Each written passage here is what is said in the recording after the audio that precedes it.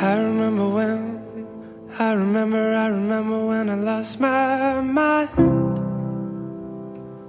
There was something so pleasant about that place.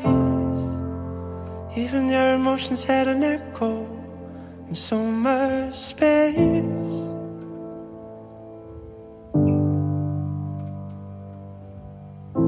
And when you're out there without a care, yeah, I was out of touch. But it wasn't because I didn't know enough. I just knew too much. It made me crazy. It made me crazy.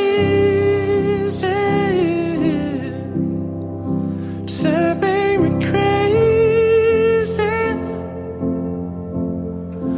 Possibly.